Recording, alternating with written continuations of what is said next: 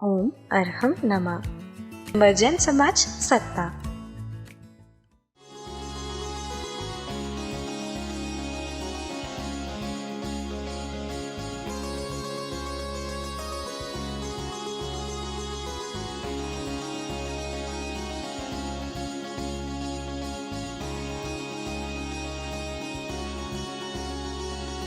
इस कार्यक्रम की पुण्यार्चक हैं निवेदक सकल दिगंबर जैन समाज सतना मध्य प्रदेश।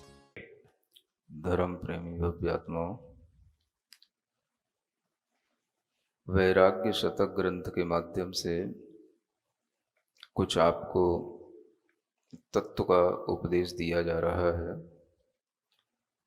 उसी क्रम को आगे बढ़ाते हुए गाथा नंबर 16, 17, 18 ये पढ़ते हैं और उनका भाव समझने की कोशिश करते हैं। घण कम पास बद्धो भवनयर चौपहे सुविविहाओ पावई विडम्बनाओ जीवो को इत्थ शरणम से घोरम्मि गभ्भवासे कलमल जम्बाल असुहवी भत्से वस्यो अड़ंत खुत्तो कम जीवो कम्माणुभावेण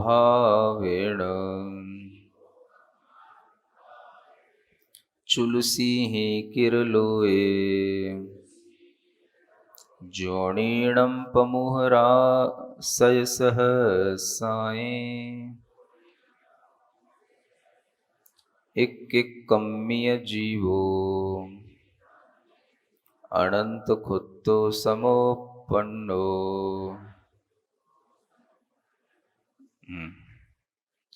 आचार्य कहते हैं, घण कम्म पास बद्धो, यह जीव घनीभूत कर्मों के जाल में बंधा हुआ है। जीव का कर्मों के साथ में जो बंधन है वो यहाँ पर घनीभूत होकर के बताया गया है। घनीभूत का मतलब होता है सघन बंध होना। जीव यहाँ जो भी कर्म करता है उन कर्मों के साथ में वह अपनी आत्मा को सघनता के साथ में बांध लेता है, और जब बंध सघन हो जाता है, बहुत ही गहरा हो जाता है, तो वह बंध और वह आत्मा और कर्म का जो संबंध है वह एक साथ चलता है। जीव के अंदर कर्म प्रविष्ट हो गए और कर्म के साथ भी जीव के प्रदेश प्रविष्ट हो गए। इस तरह का एक सघन बंध बन जाता है। जब बंध सघन हो जाता है तो फिर उसे सामान्यतया पहचानने में भी कठिनता आती है कि यह किसमें क्या मिला हुआ है।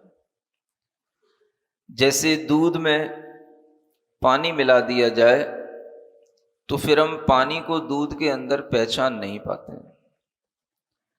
दूध और पानी का जिस तरह से बंध एक मेक होकर के हो जाता है, घनीभूत होकर के हो जाता है, वैसे ही जीव के प्रदेश, जीव के और कर्म के, इन दोनों के आपस में संबंध हो जाने पर वह एक बंध की सघनता बन जाती है, और उसी के कारण से वह जीव कर्म के बंध में बंधा हुआ भव नगर चौपहेसु विविहाओ,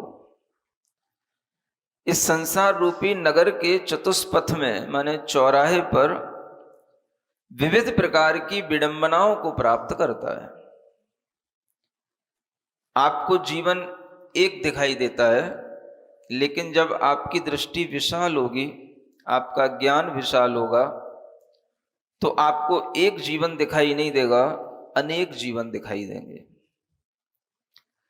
आप समझते हो कि हमने इस जन्म में जो कुछ देखा है, जो कुछ प्राप्त किया है, जो कुछ हम देख रहे हैं, बस उतना ही हमारा जीवन है और वही सच्चाई है। किंतु जो जीवन जीने वाला आत्मा है वो ऐसे अनेक जीवन जी चुका होता है, और उन जीवनों के बारे में बताने के लिए ही ऋषि मुनि आपको थोड़ा सचेत करते हैं कि हमने इस संसार में अनेक गतियों को प्राप्त करके अनेक प्रकार की विडंबनाओं को प्राप्त किया है, और वह अनेक गतियां अनेक प्रकार के जन्मों के साथ में अनेक तरह की हमारी दुर्दशाएं बना देती हैं। आप जब भी किसी का जीवन देखते हो तो आपको उनका जीवन तो दिखता है जो शिखर पर बैठे हैं, उनका जीवन नहीं दिखता है जो जमीन पर पड़े हैं, चल भी नहीं पा रहे हैं। हम मुरमुर की तो बात करते हैं, उनकी बात नहीं करते हैं जो मुरमुरा बेच करके भी अपना जीवन नहीं चला पा रहे हैं। हमारे जीवन में ये सब कुछ देखने का ज्ञान आना चाहिए, और ये ज्ञान जब आएगा तभी हमें समग्रता का ज्ञान कहलाएगा। G20 में भाग लेने वाले लोग, शिखर पर बैठे हुए लोग, दुनिया पर राज्य करने वाले लोग, वो भी जीव हैं। और उन जीवों के साथ साथ ये भी देखें कि इस संसार में और भी जीव किस किस तरह से अपना जीवन जी रहे होते हैं। और हर जीव किसी भी स्थिति में हो, हर जीव विडंबनाओं के साथ ही जीता है। विडंबना समझते हो? यहां लिखा है विविध प्रकार की यह जीव विडंबनाएं प्राप्त करता है इस संसार रूपी नगर के चौराहे पर स्थित होकर के। और वो चौराहा क्या है? चार गतियों का ही वो चौराहा है। उस चौराहे में चार गतियों में स्थित होकर के ये अनेक प्रकार की विडंबनाओं को जब प्राप्त कर लेता है तो इसके लिए कोई शरण नहीं होती है जहां ये जा सके। जीवो को इत्थ शरणम से, इस जीव के लिए इस तरह से क्या शरण मिले, कहां जाए। जीवन किसी भी तरह का हो, चाहे वो मोदी का और बाइडन का जीवन हो, और चाहे वो मुरमुरी का जीवन हो, चाहे मुरमुरा बेचने वाले का जीवन हो।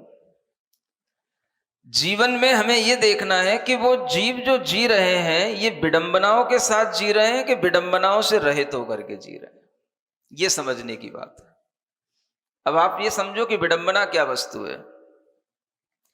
विडंबना एक ऐसी चीज है कि जब आपको लगे कि हम कहीं पर भी स्थित होकर के ये समझ पा रहे हो कि हम कहां पर हैं और हमें और क्या करना चाहिए था और हम वो नहीं कर पा रहे हैं। जब हम कुछ करना चाहें और नहीं कर पाए तो उसी को समझ लेना ये हमारी विडंबना है।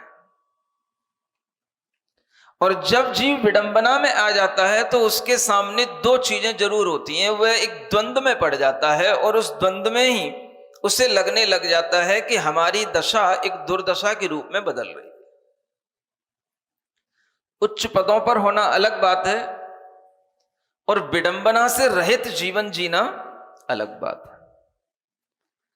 जो लोग उच्च पदों पर होने के बावजूद भी कितनी विडंबनाओं के साथ जीवन जी रहे हैं, ये विडंबनाएं आपको तब समझ में आती हैं जब उनके चुनाव होते हैं। जब चुनाव का समय आता है वो कितने तरीके के साम दाम दंड भेद इस्तेमाल करते हैं, और वो चाहे भारत हो चाहे अमेरिका हो सभी लोग किया करते हैं। इस बाइडेन से पहले भी कोई था ना अमेरिका का प्रेसिडेंट, कौन था? ट्रंप। समझ आ रहा? हाँ, डोनाल्ड ट्रंप। क्या है अभी उसके साथ? कितने घोटाले किए उसने उस समय पर, और अपनी सत्ता को बचाने के लिए उसने क्या तक नहीं किया। लेकिन जब सत्ता गई तो उसके बावजूद भी वो कितना चिल्लाता रहा और कितने तरीके के जुर्मों में वो फंस गया, उसके ऊपर केस चल रहे हैं। इन लोगों को जब तक पद पर रहना होता है तब तक ये समझते हैं कि हमसे बड़ा दुनिया में कोई बादशाह नहीं है। ये ठीक है, कुछ बादशाहित करने के लिए आपको समय मिल जाता है 2-5 साल का, लेकिन 2-5 साल का जीवन ही जीवन नहीं होता है। हम ये समझे जीवन क्या होता है, और ऐसा जीवन इस जीव ने कितने बार जिया है। अगर हमने 2-5 साल कोई बादशाहत कर ली तो हम कोई बहुत पुण्यवान नहीं हो गए। 2-5 साल की हम बादशाहत करने के बाद में अगर किसी जुर्मों में फंसे हुए हैं और उसके बाद में हम कोर्ट कचहरी कर रहे हैं या जेलों में जा रहे हैं, तो ये कोई बादशाहत का कोई पुण्य का फल नहीं है। हम ये भी देखें कि लोग विडंबनाओं में जी रहे हैं, दुर्दशाओं में जी रहे हैं कि अच्छी दशा के साथ जी रहे हैं। समझदार व्यक्ति पदों को नहीं देखता, उस पदस्थ जीव की मनोदशा को देखता है। क्या सुना? फिर से बोलूं, समझदार व्यक्ति पद को नहीं देखता, पदस्थ जीव की मनोदशा को देखता है। जो जीव जहां पर पदस्थ है उस स्थिति में वह कितना संतुष्ट है, कितना सुलझा हुआ है, कितनी उसकी मानसिकता अच्छी है, यह देखना चाहिए। अगर यह सब अच्छा हो तो समझना चाहिए वो पुण्यवान जीव है। और अगर वहां पर पदस्थ होने के बाद में वह विडंबनाओं में पड़ा हुआ है, अपनी सत्ता बचाने के चक्कर में पड़ा हुआ है, किसी भी तरह के फ्रॉड करने में उसे कोई डर नहीं लगता है, हर समय वह छल कपट और वंचनाओं के बीच में पड़ा होकर के वह किसी ना किसी तरह से अपना ओहदा बचाना चाहता है, अपनी प्रेस्टीज को बचाना चाहता है, तो ऐसा जीव उन पदों पर पहुंचने के बावजूद भी क्या कर लेगा और कितनी देर के लिए उसे वह पुण्य काम करेगा। आगे तो बहुत बड़ा संसार का नगर है जिसमें 4 गतियां हैं, और उन गतियों में वह जीव जब भटकते हैं तो इन्हीं पदों पर पहुंचने के कारण से जितने उच्च पदों पर पहुंचते हैं उतने ही वो नीचे धरातल में जाते हैं। क्यों जाते हैं? क्योंकि उच्च पदों पर वो अपने पुण्य से नहीं पहुंचे। जो व्यक्ति उच्च पदों पर पुण्य से पहुंचते हैं उन्हें कभी अपने पदों का डर नहीं रहता है। जब व्यक्ति अपने पुण्य से पहुंचता है तो वह कभी भी दूसरे से डरता नहीं है, उसकी सत्ता कायम रहती है। और जब व्यक्ति किसी ना किसी तरह से लोगों को बहलाकर फुसलाकर, किसी भी तरह की वोटिंग की अपनी बढ़त चढ़ाकर, किसी भी तरह से उपयोग करके अपने पैसे का, अपनी सत्ता का बहुत ज्यादा कसम कस करके जब जीव कहीं पहुंच जाता है तो वहां पहुंचने के बावजूद भी उसे चैन नहीं मिलता। और चैन मिले कैसे? क्योंकि उसे पता है कि हम कैसे आए। अब आ तो गए हैं, अब इसे बचाए रखना एक बहुत बड़ी जरूरी चीज है। अगर हम इसे बचाने का प्रयास नहीं करेंगे तो अभी लोग मुझसे फिर खींच लेंगे, और उस बचाव के लिए उसका जीवन फिर खपता चला जाता है उसमें। तो हम ये देखें कि उच्च पदों पर बैठे हुए लोग विडंबनाओं में जी रहे हैं, मन की दुर्दशाओं के साथ जी रहे हैं, या मन के संतोष के साथ में निश्चिंत होकर के जी रहे हैं। पुण्य किसको कहते हैं? हमने समझ लिया उच्च पदों पर बैठने का नाम पुण्य है। पुण्य वह नहीं होता है, पुण्य वह होता है जो उच्च पदों पर बिठाल दे तो फिर उसे कोई गिराने वाला ना हो, कोई उस उच्च पद से उसे हटाने वाला ना हो, उसका नाम पुण्य कहलाता है। सीख लो पहले। 2-5 साल के लिए कोई राज्य मिल जाना कोई पुण्य नहीं कहलाता है। रक्षाबंधन की कथा पढ़ी थी ना आप लोगों ने? क्या पढ़ा था? मुनि महाराज पर अत्याचार करने वाले बलि जैसे मंत्री भी हस्तिनापुर जाकर के वहां पर वह राजा के कुछ विश्वास में राजा को लेकर के वहां पर उन्होंने 7 दिन का राज्य ले लिया, तो 7 दिन के राजा बन गए। अब उस समय कोई आप जैसा राजा श्रेणिक होता और भगवान के समोशरण में जाकर के पूछता कि भगवान इन बाली आदि मंत्रों का कौन सा पुण्य उदय में आ गया कि देखो इनको इतना बड़ा पद्म राजा का राज्य मिल गया। और राजा की मति कैसी बिगड़ गई कि वो राजा होकर के भी इनको राज्य दे दिया और अपना राज्यभार छोड़ करके एकांत में चला गया। ये कौन सी पुण्य का उदय आ गया? अब इसे पुण्य का उदय कहोगे? क्या कहोगे बोलो? वह उस राज्य पद को प्राप्त करके क्या कर रहा है? उसकी मनसा क्या है? उसने वो राज्य पद क्यों लिया? क्योंकि 700 मुनि महाराज को घेरना है। इन मुनि महाराजों से मुझे बदला लेना है। उसे जैन धर्म के लोगों के प्रति जो घृणा का भाव है, उस घृणा के भाव की पूर्ति करना है। हमें उस जैनत्व के प्रति जो एक द्वेष का भाव बना हुआ है, उसे भाव को हमें निकालने का समय मिल गया हमें। और इस भाव से वह राजा बन गया। अब अगर राजा बन गया तो उसी समय पर कोई पूछ सकता है कि एकदम से इसके पुण्य का क्या उदय आ गया, राजा बन गया। राजा बनना पुण्य के उदय से नहीं होता है, उस पद पर कायम रखना अपने आप को और निश्चिंत रूप से उस पद का संचार संवाहन करना, यह पुण्य का उदय है। ये कब सीखेंगे हम? यहां तो सत्ता मिलती है 5 साल के लिए, 1 साल भी आदमी चैन से जी नहीं पाता है, क्योंकि 5 की मिल गई है तो उसे अगले 5 दिखते हैं। और अगले 5 साल तक फिर अपने आप को आगे बढ़ाने के लिए हमें इन 5 सालों में क्या उपाय करने हैं, वो इसमें उसके 5 साल निकल जाते हैं। और कहीं बीच में भी कोई अविश्वास प्रस्ताव पास हो गए, तो कहीं बीच में भी कोई और केस आ गए, तो उसमें भी सत्ता गिरने का पूरा पूरा डर रहता है। तो वो सब ना हो, इसलिए कुछ नए नए मुद्दे सामने लाने पड़ते हैं, लोगों के सामने नई नई ऐसी चीजें लानी पड़ती हैं जिससे कि लगे कि हमारे देश की प्रोग्रेस हो रही है, हमारे देश के बड़े बड़े मंत्री बड़े बड़े काम कर रहे हैं। इस तरीके के चीजें सामने ला करके लोगों के अंदर ये विश्वास जमाने का काम किया जाता है कि हम यहां पर आकर के आपके लिए, देश के लिए बहुत कुछ कर रहे हैं। लेकिन वह देश के लिए हो रहा होता है या अपने लिए हो रहा होता है या आगे की सत्ता बचाने के लिए हो रहा होता है, ये तो उनका ही मन जानेगा। मन विडंबनाओं से सहित है या विडंबनाओं से रहित है, ये बात देखने की और समझने की होती है। मन की विडंबनाएं अगर उच्च पदों पर पहुंचने के बाद में और ज्यादा बढ़ रही हैं, तो फिर आपको समझना पड़ेगा ये पुण्य का लक्षण नहीं है। पुण्यवान जीव अपने आप में भीतर से सुखी होता है। पदों पर आने के बाद में आप सुखी हो सकते हो, ऐसा आपको समझ में आता है, तो फिर आपकी ये भूल हो सकती है कि पदों पर रहने वाले सभी जीव सुखी होते हैं। सुख पदों से नहीं मिलता है, सुख निरापद होने पर मिलता है। अगर पदों से सुख मिलता है तो फिर लोग पदों को छोड़ करके संन्यास क्यों लेते? तीर्थंकरों के द्वारा बताए हुए धर्म को समझो, जैन धर्म में हुए महापुरुषों के बारे में समझो।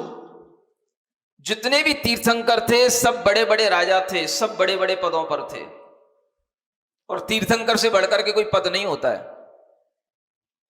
इतने बड़े पदों पर उपस्थित होने के बावजूद भी जिनके लिए आगे सत्ता गंवाने का कोई भय नहीं है, कोई जिनके सामने प्रतिपक्ष नहीं है, विपक्ष नहीं है, कोई जिनके सामने उंगली नहीं उठा सकता है, निष्कंटक राज्य इसको बोला जाता था। क्या बोलते हैं? ऐसे शब्द कभी पुराण पढ़ोगे तब समझ में आएंगे आपको। क्या बोलते हैं इसको? निष्कंटक राज्य।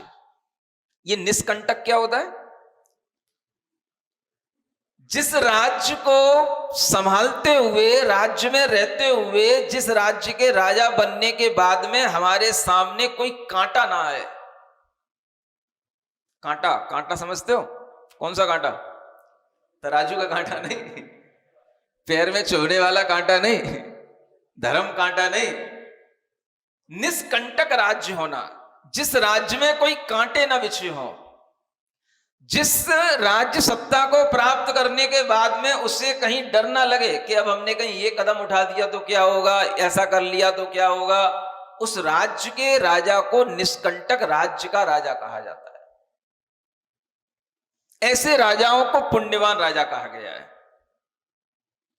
जिस राजा को अपने राज्य में रहते हुए कभी भी ये आशंका न हो मेरे राज्य पर कभी कोई आक्रमण कर देगा तो क्या होगा, अगर मैं थोड़ी देर के लिए निश्चिंत हो गया तो दूसरा व्यक्ति हमारे कहीं राज्य के कोष को खाली ना कर दे, कहीं हमारा पुण्य चला ना जाए और मैं राजगद्दी से हट ना जाऊं, कहीं कोई दूसरा व्यक्ति मेरे लिए किसी भी तरह की आपत्तियां पैदा ना कर दे। इस तरह की आशंकाओं में जो घिरे हुए होते हैं वह कभी भी सुखपूर्वक जीवन नहीं जी पाते। निष्कंटक राज्य उसी को कहते हैं जिसमें उसके सामने उसका कोई कांटा ना हो। कांटा समझ रहे हो ना, कोई उसका प्रतिद्वंदी ना हो। जब कोई प्रतिद्वंदी नहीं हो तब उस राज्य को सुख का राज्य कहा जाता है और तभी उस राजा को पुण्यवान राजा कहा जाता है। ये जैन दर्शन पढ़ करके आप देखो। तो हम पुण्यवान किसे कहें? जिन राजाओं को अपनी राजसत्ता जैसे तैसे बना ली गई, मिलने पर भी बहुत सारी उपद्रव होते हैं, राजसत्ता प्राप्त करने से पहले बहुत सारी विडंबनाएं सामने आती हैं और जब राजसत्ता मिल जाती है तब विडंबनाओं में जीना पड़ता है। राजसत्ता बचाने के लिए विडंबनाएं अनेक तरह की बनानी पड़ती हैं। इन सबके बीच में रहने वाला राजा आप लोगों जैसे व्यक्तियों का तो वो राजा बन सकता है, लेकिन हम जैसे लोगों का वो कभी राजा नहीं बन सकता है। क्या समझ आया? मतलब आप लोग तो उसे राजा मान लोगे, बहुत सुख वाला और बहुत पुण्य वाला आदमी मान लोगे, लेकिन हम कभी ऐसे जीवों को कोई पुण्यवान व्यक्ति नहीं कह सकते हैं, क्योंकि ये सभी विडंबनाओं में और दुर्दशाओं में पड़े हुए लोग हैं। केवल सूट बूट पहनने से, फ्लाइट में घूमने से और बड़े बड़े पदों पर पहुंच करके अच्छे अच्छे खर्चे जिनके ऊपर किए जा रहे हो, ऐसे व्यक्ति बन जाने से हम कोई बड़े नहीं बन जाते। बड़प्पन व्यक्ति के अंदर उन बड़े कार्यों के करने से आता है जो कार्य पूरे देश के हित में हो। किसी एक समुदाय के हित में होने वाले कार्य भी बड़प्पन के कार्य नहीं कहलाते हैं। बड़प्पन के कार्य वो कहलाते हैं जो पूरे देश के हित के कार्य हो। और ऐसे देश हित में जो कार्य करने वाला राजा हो तो उसी को राजा कहना चाहिए और उसी को पुण्यवान राजा समझना चाहिए। देश हित के कार्य कौन से होते हैं ये आपको सोचना है। विडंबनाएं अगर हमें उनके जीवन में दिखाई देती हैं, दुर्दशाएं उनके जीवन में दिखाई देती हैं, मन की विकलताएं उनके जीवन में दिखाई देती हैं, तो उन्हें भी कहीं ना कहीं शरण की जरूरत पड़ती है। और वे शरण ढूंढते हैं। अब वे किसकी शरण जाएं? तो शरण कोई मिलती नहीं है। अब वो सुनक आए, अब यहां पर आ तो गए, अब किसकी शरण जाएं? तो शरण में जाने के लिए कहीं ना कहीं धर्म की शरण ही आना पड़ता है। व्यक्ति को देख लो,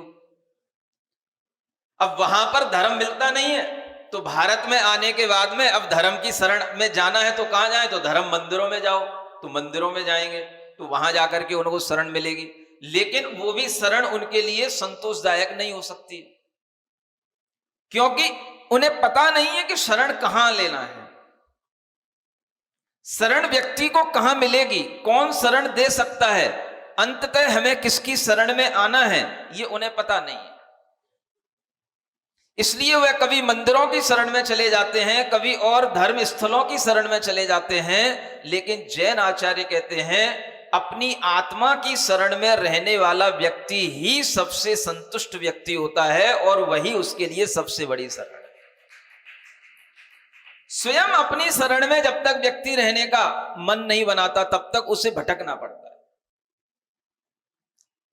आत्मा ही मेरे लिए शरण है और कोई शरण नहीं है, और आत्मा नाम की उन्हें कोई चीज पता नहीं है। इसलिए वो कहीं भी भटकते रहें, कुछ भी करते रहें, उन्हें शरण नहीं मिलनी। वो कोई भी बन जाए, कितने ही बड़े बन जाए, चाहे सुनक बन जाए, चाहे बाइडेन बन जाए, चाहे पुतिन बन जाए, चाहे मोदी बन जाए, जब तक आपको यह पता नहीं होगा कि हमारी आत्मा ही हमारे लिए शरण है, तब तक हमें जगह जगह पर भटकना पड़ेगा। यहां रहने वाला व्यक्ति बाहर जाकर के शरण मांगता है, बाहर रहने वाला व्यक्ति यहां आकर के शरण ढूंढता है, और शरण किसी को कभी कहीं मिलती नहीं है, क्योंकि शरण कहां है? शरण अपनी अंतरात्मा में है, और वो किसी को पता नहीं होता। इसलिए आप देखो कि इन लोगों के लिए भी कहीं ना कहीं उस अज्ञान जनित दुख से गुजरना पड़ता है, और इसीलिए ये ढूंढते रहते हैं हमें कुछ शरण मिल जाए, हमें कुछ शरण मिल जाए। लेकिन सच्ची शरण को प्राप्त करना भी सबसे बड़ा पुण्य कहलाता है। सुन रहे हो राजा श्रेणिक? मैं समझता हूं वो बाइडेन, वो पुतिन, वो मुर्रू, क्या नाम है, मुर्मुर, हाँ मुर्मुर, उनके लिए इतनी ज्यादा अभी मैं पुण्यवान नहीं समझता, क्योंकि उन्हें वो शरण नहीं मिली जो शरण तुम लोगों को मिल गई है। तुम लोग ज्यादा पुण्यवान हो उनसे, ये ध्यान रखना, समझने की बात है।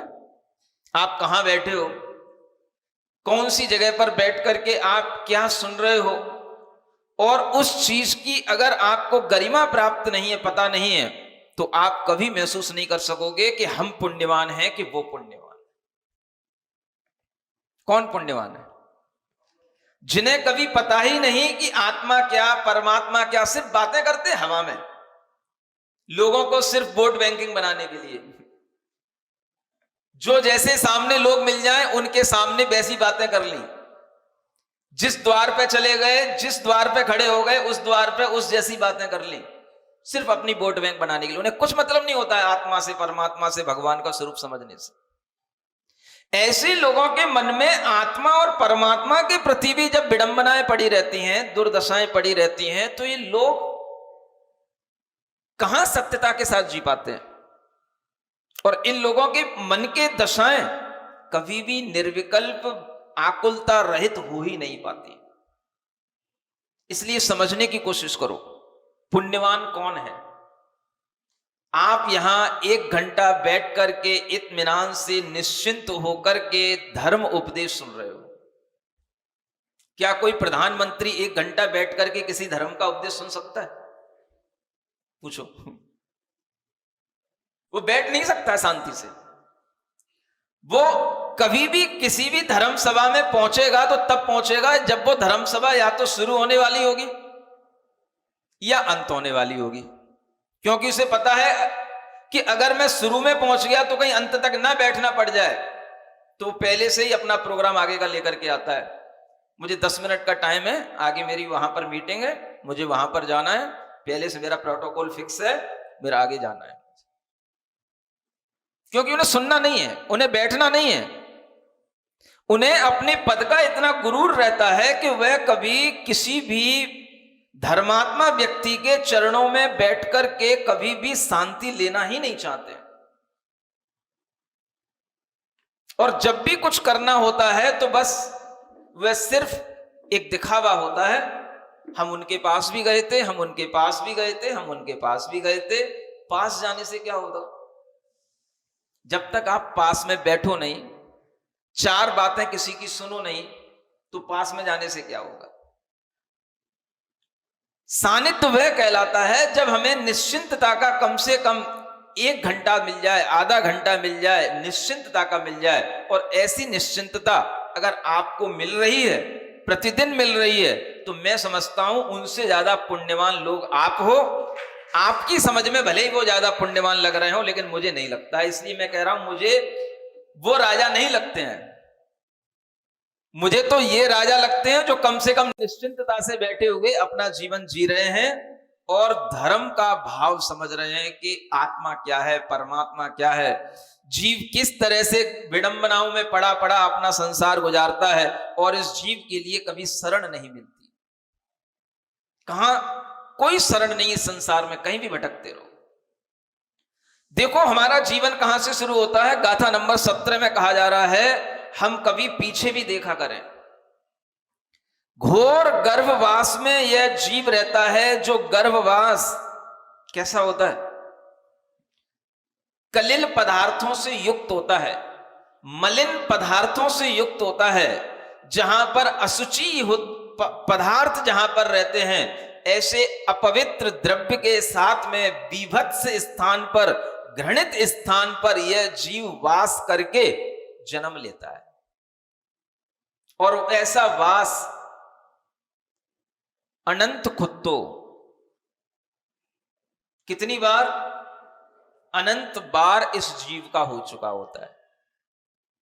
हम अनंत बार किसी ना किसी गर्भ में 9-9 महीने तक ऐसे घृणित स्थान पर पड़े रहे, दुखी रहे, आंखें मूंदे हुए उस दुर्गंधित अशुचि स्थान में पड़े रहे। और हमें आज जब आंखें खुल गई हैं तो हमें बाइडेन, पुतिन, मोदी तो दिखाई देते हैं, अपना गर्भवास नहीं दिखाई देता है कि हम अपना पास्ट देखें कि हम कहां से आए थे। उनको देखने से हमें सम्यक ज्ञान होगा कि अपना ये गर्भवास देखने से हमको सम्यक ज्ञान होगा। हमारी आंखें कहां खुलेंगी?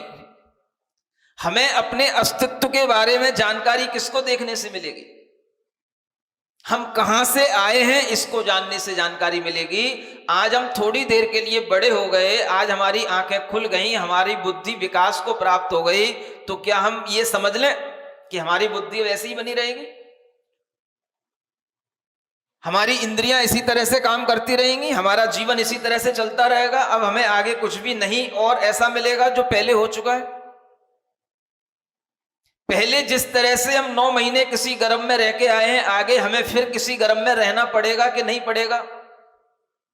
यह भी एक सोचने की चीज हो सकती है। यह भी एक फ्यूचर प्लानिंग हो सकती है कि नहीं हो सकती? कि फ्यूचर प्लान का मतलब इतना ही होता है कि जब हम 28 साल के हो जाएंगे तो हमारा क्या जॉब होगा, जब हम 35 साल के हो जाएंगे तो हमारे पास कितने बच्चे होंगे, कितने फ्लैट होंगे, और जब हम 50 साल के हो जाएंगे तो हमारा बैंक बैलेंस कितना होगा, कितनी कारें होंगी, कितनी हमारे पास लग्जरी होगी। इसी का नाम फ्यूचर प्लान है क्या?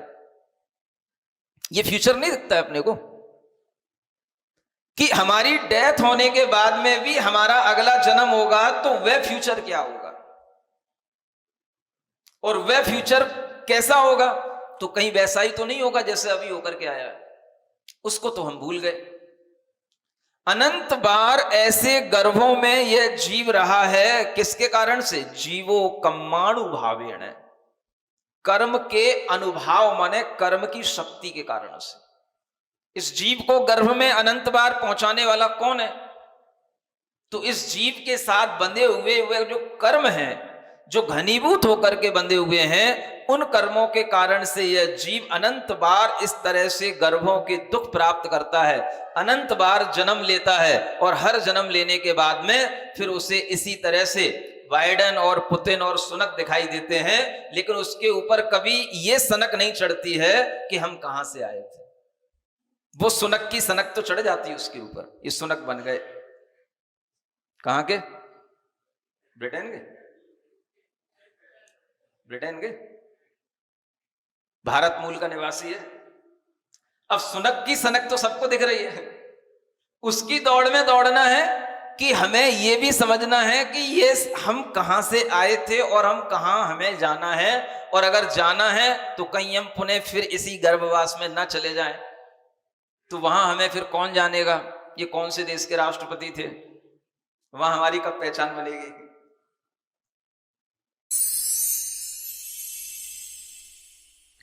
सिरिजिणवाणी जग कल्याणी जग जन मदतम मोहरी जनमण हारी गढ़हर हारी जम जरा भव रोग हरि तिथ्य राणम दिव्य झुणिम जो पड़ई सुणई मय्ये धारई राणम सौख मणंतम धर्य सासद मोक्ष पदम पावई सासद मोक्ष पदम पावई।